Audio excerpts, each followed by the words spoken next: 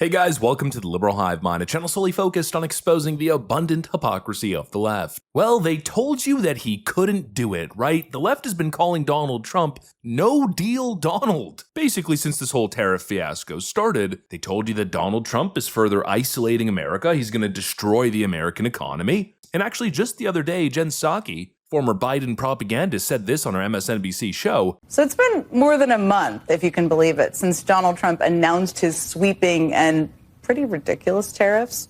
But Mr. Art of the Deal, as he calls himself, has not yet struck a single trade deal, not a single one, with any single country. She was basically making a mockery of Donald Trump. He hasn't secured a single deal, haha, what a loser. Well, do you have anything to say now, Jen Psaki? As literally less than 24 hours later, Donald Trump secures a massive, groundbreaking deal with the UK. The first of many, folks, the first of many. A huge, extremely beneficial deal has been locked in. Absolute, total vindication for the Trump team. A serious power move and an end to all the left-wing fear-mongering, or at least a start to the end, as we're likely to see their narratives sink deeper and deeper into a black hole as more and more of these trade deals continue to drop. Let me show you guys exactly what's going on here. We got some stuff to get into, so let's roll the tape. All right, folks, so here's a post from Donald Trump on Truth Social. He writes, "The agreement with the United Kingdom is a full and comprehensive one that will cement the relationship between the United States and the United Kingdom for many years to come. Because of our longtime history and allegiance together, it is with great honor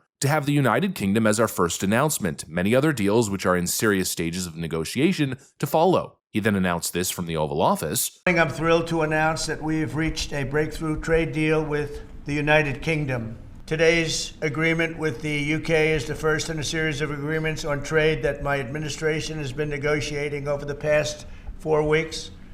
With this deal, the UK joins the United States in affirming that reciprocity and fairness is an essential and vital principle of international trade.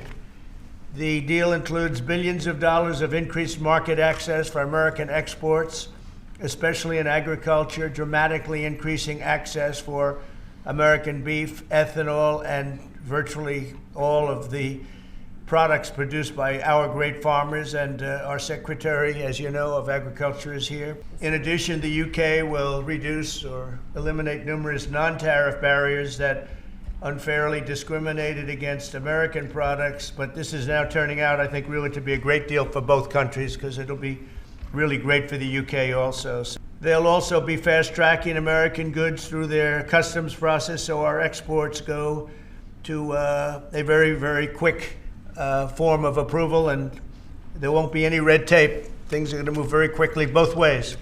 So good for both countries, and we'll also receive new market access for American chemicals, machinery, and many other industrial products that weren't allowed, and they'll end up getting products that they'll be able to price, and if they like them better and we make great products, they'll be buying those products, but they were not available in the UK. Furthermore, in a historic step, the deal includes plans that will bring the United Kingdom into the economic security alignment with the United States.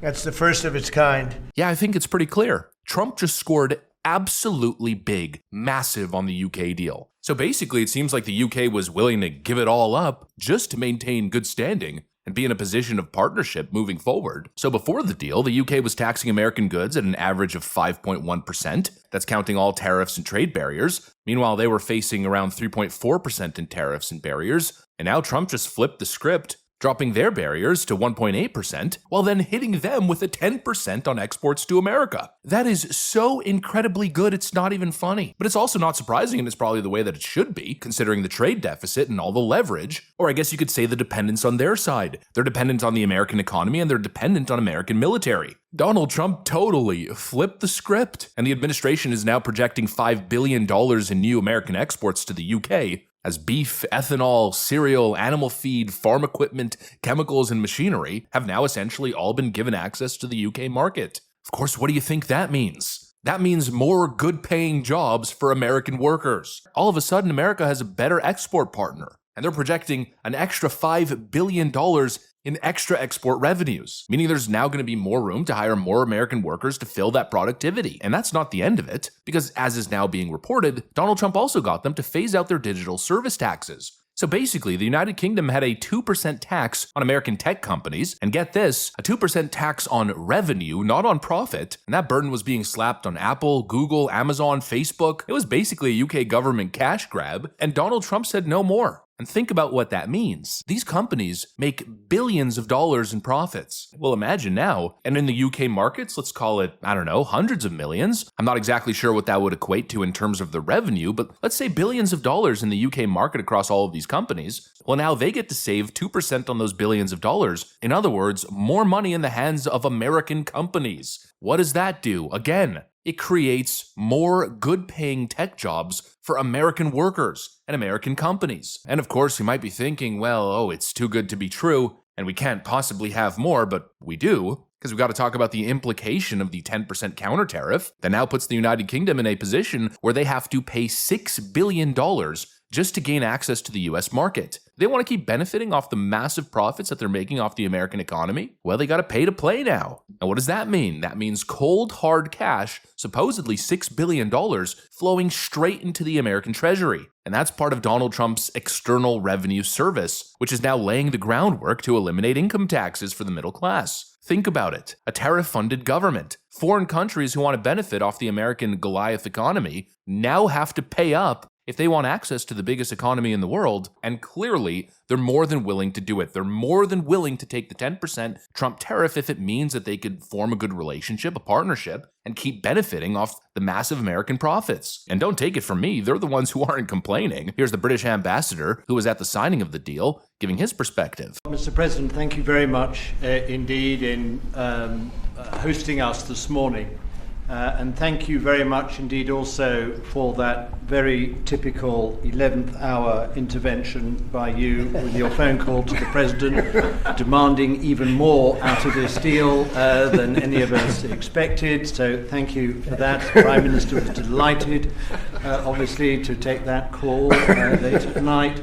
But you took it to another level, and I think the point I would make is twofold. One is that if we're going to rebalance and rebuild international trade in a way that serves all our interests, then we're better doing that together than separately and apart, and that's what we're on a mission to do. But secondly, you've done what you said you would do.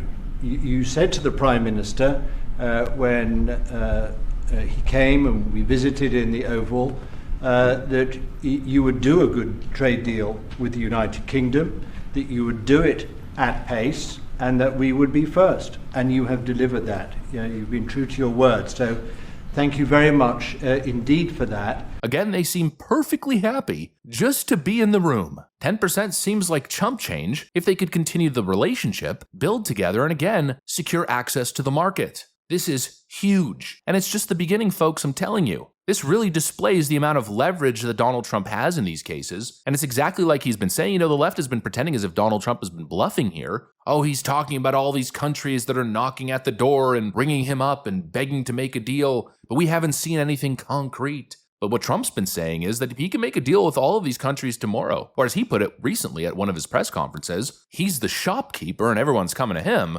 Well, I can announce all of them now. I could announce 50 to 100 deals right now because, I'm the shopkeeper and I keep the store. And, I know what countries are looking for and I know what we're looking for. And I can just set those terms and they can go shopping or they don't have to go shopping because everybody wants to shop here. This is like a beautiful store. They want to shop.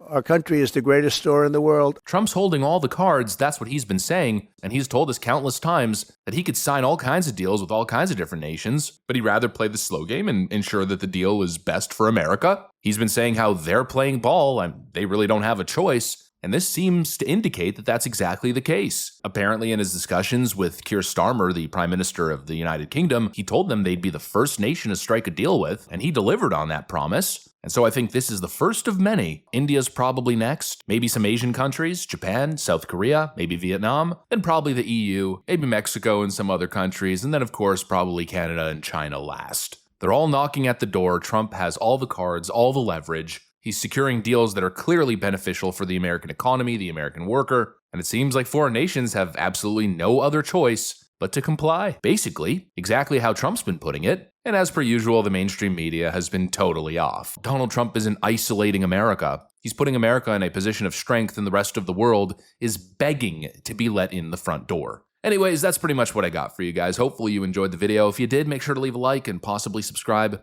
Thanks for watching, and I'll see you on the next one.